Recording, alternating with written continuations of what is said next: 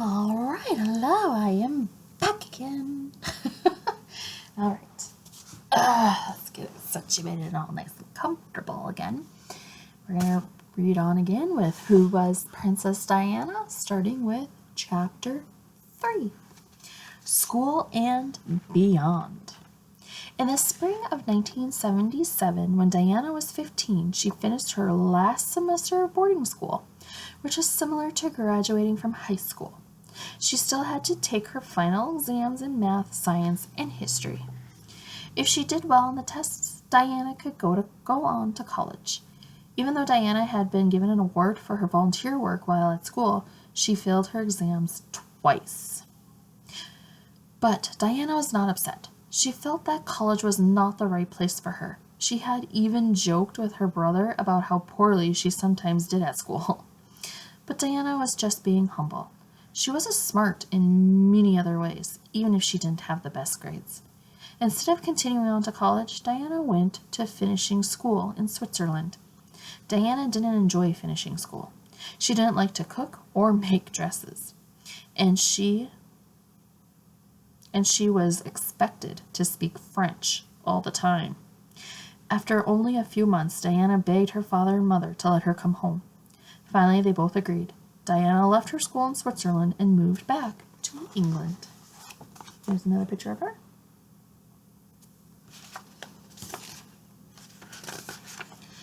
Finishing schools. Here we go. We're going to figure out what those are, because I was kind of wondering too. What is that? Finishing schools are also called charm schools in the United States, taught wealthy young women how to be proper ladies. What did this include? The students learned how to cook, sew, set a table, and host an elegant party. The real goal of the finishing school was to prepare young women to marry rich and important men. Their formal education was now finished, and they were then expected to learn the correct manners and social skills to become upper-class wives. But many women didn't just want to marry wealthy men. They wanted the same opportunities as them.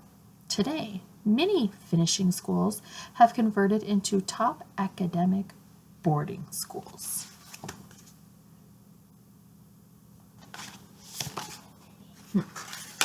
No, I did not go to any of those schools.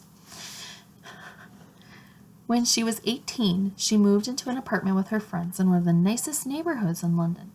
Because her family was so wealthy, Diana didn't need to work, but she wanted to keep busy. She took a job as an assistant kindergarten teacher at a private school.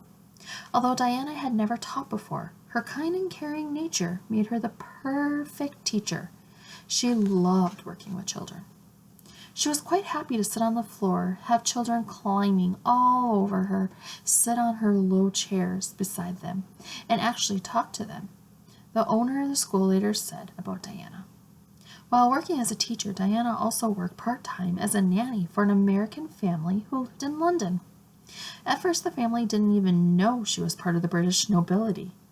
They just knew Diana did a great job taking care of their 1-year-old baby boy. Now, how cool would that be? Don't even know she's part of nobility, and here she's taking care of your kids. Oh, so cool. Diana spent her nights and weekends going to parties with friends. A lot of people do that, right? She attended social and charity balls. Oh, sounds like fun. Her oldest sister, Jane, was now married to Robert Fellows, the Queen's assistant private secretary. This meant that the Spencers were even closer to the royal family than before. The parties Diana attended were given by some of the wealthiest and most influential people in the country. On weekends, she traveled back to Althorp to visit her father, who had remarried. Diana's mother still lived in London.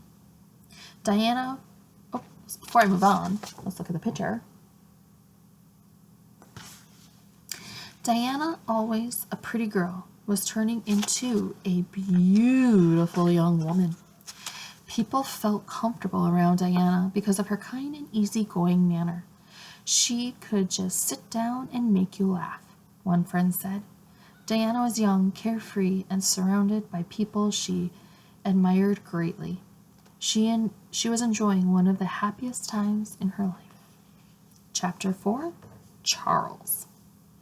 In July 1980, when Diana was 19, she was invited to spend a weekend at a friend's home in the country. During the weekend, Diana and her friends went to see Prince Charles play polo at a nearby park. There he is playing polo, and it's on a horse, which I think would be kind of neat to watch one day. I actually got into horse racing. I like watching that. And someday, I want to go to the Kentucky Derby. Polo. Here we go. We're going to learn about polo now. Polo is most likely the oldest known team sport. It is played all over the world, but it is the most popular in Great Britain. Polo is played on horseback, 4 against 4. Each player uses a long mallet to try to drive a ball across a 300-yard field into the opponent's goal. The winning team is the one that has scored the most goals. Because each polo match lasts around 2 hours, the horses get tired quickly. Each player rides 2 to 3 polo ponies per game. Wow. That's amazing. Prince Charles, whose official title is His Royal Highness Prince Charles Philip Arthur George, Prince of Wales, was the world's most eligible bachelor. Women everywhere wanted to marry him. Photographs and stories about the dashing 31-year-old prince appeared in newspapers, magazines, and on television news shows daily. He was nicknamed Action Man because he was athletic and had served in the Royal Navy for 5 years. It seemed like the prince was always photographed doing something brave, piloting a plane or parachuting out of one. The newspapers also reported details about whom the prince was dating, and he seemed to date a lot of different women. Everybody wanted to know who the wife of the future king would be. Let's show you the pictures before I move on. After the polo match, Diana, Charles, and other friends gathered for a barbecue.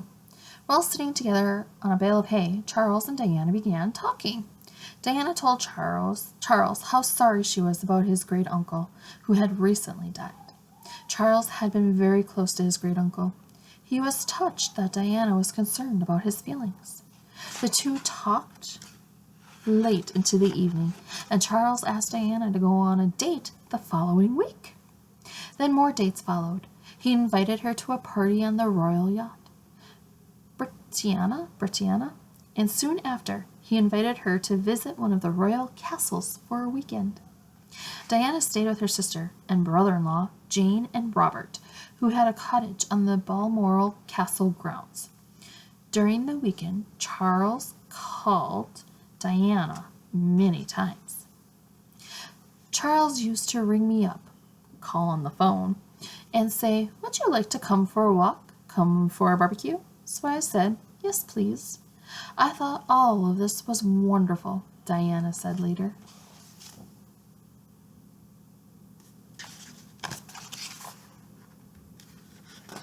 The royal residences. Buckingham Palace is definitely one of the bigger ones that we see. The British royal family calls many different places home. That is very true. I have gathered that. There are 4 crown estates and 4 private royal residences. The crown estates are owned by the British government.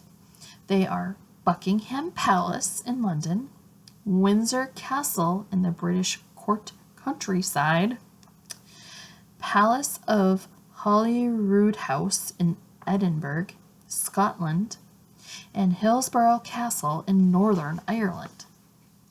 Buckingham Palace, Buckingham Palace is the most famous of these residences, like I just said, right? It has the royal family's London home since 1837. More than 15 million tourists a year visit the grounds of Buckingham Palace.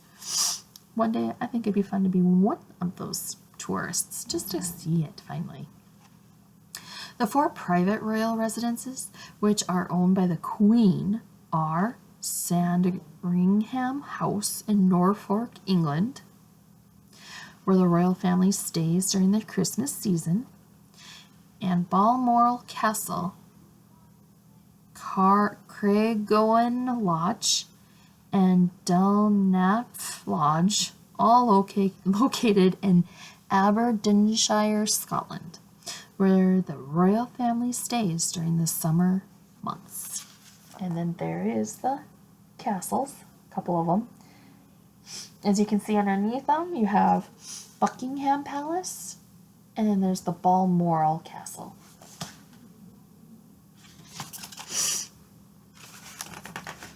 News reporters who followed Charles's every move soon noticed Diana. Because she was dating Charles, Diana became front-page news too. In early September, the British newspaper, The Sun, ran this headline in all capital letters above a story about Charles. "In love again, Lady Di is the new girl for Charles." Seemingly overnight, Diana became world famous. If the prince had chosen to date her, everyone thought that Diana must be very special. People wanted to know all about this beautiful kindergarten teacher. When Diana returned to London, photographers took pictures of her everywhere she went. She couldn't get away from them. The press were being unbearable, following my every move, said Diana. They had binoculars on me the whole time. I don't know if I would like that. Would you?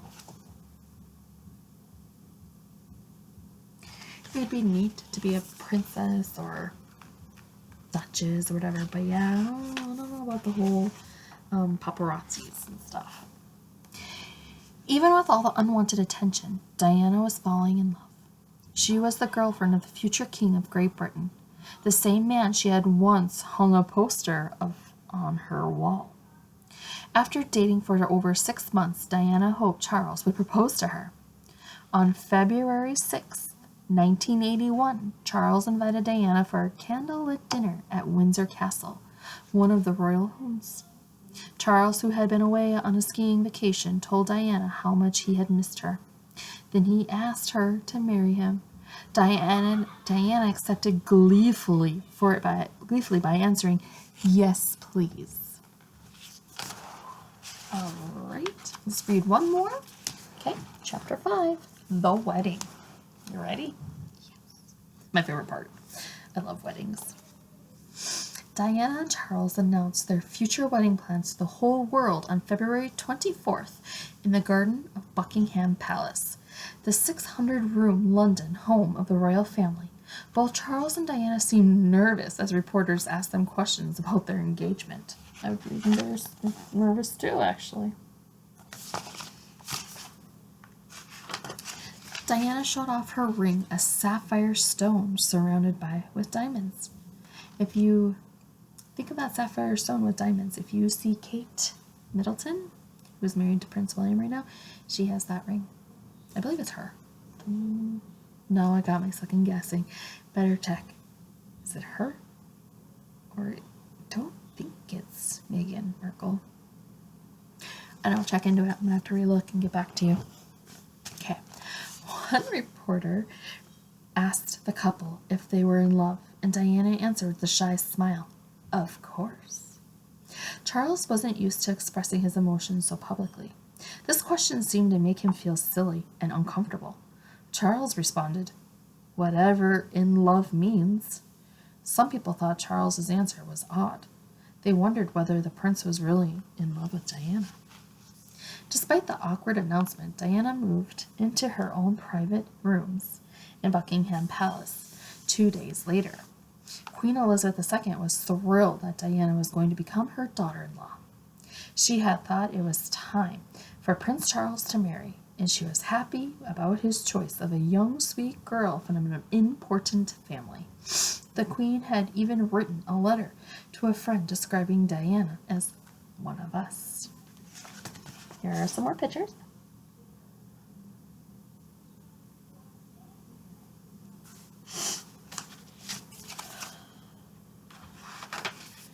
With the help of the royal officials and the support of the Queen, Diana immediately began planning for the wedding. Diana was also busy decorating the country house where she and Charles would live as a married couple. Prince Charles soon left on an official 5-week visit to Australia and New Zealand. Without Charles, Diana felt lonely. She also missed the friends she had lived with back in her London apartment. "I miss my girls so much," Diana said. "I wanted to go back there and sit and giggle like we used to do, and borrow clothes and chat about silly things." Even though planning the wedding had been stressful, Diana was overcome with happiness. The night before the big day, she jumped on the bicycle of one of her royal servants and biked around in circles singing, "I'm going to marry the Prince of Wales tomorrow. I'm going to marry the Prince of Wales tomorrow." The wedding day was July 29th, 1981, was declared a national holiday in Great Britain. Thousands of people lined the streets of London to see Diana riding in the glass carriage to marry the prince at St. Paul's Cathedral. 750 million people all over the world watched the wedding on television. Believe it. I believe it. Diana's wedding dress. Here we go. We get details. Diana's wedding dress is one of the most famous dresses in the world. Designed by David and Elizabeth Emanuel, it was made from 75 feet of ivory silk taffeta and had 10,000 pearls and sequins sewn on it. The dress had a 25-foot train, a part of the gown that trails behind the dress. It was the longest train in royal wedding history. The lace used to trim the dress was nearly 500 years old. Holy crap. It had belonged to Mary I, the Queen of England, in the 1550s. A diamond-studded horseshoe was sewn into the waist of the dress for good luck. That'd be interesting. I wonder if that dress is up for people to see it, like in a museum or something. That'd be neat. When the wedding began, Diana walked down the long aisle of the church holding her father's arm. When she reached for her real-life prince, Charles whispered to Diana, "You look beautiful." During the ceremony, the bride and groom were nervous. The whole world was watching them. But once the vows were finished, they both smiled broadly and walked back down the aisle, arm in arm. Aww.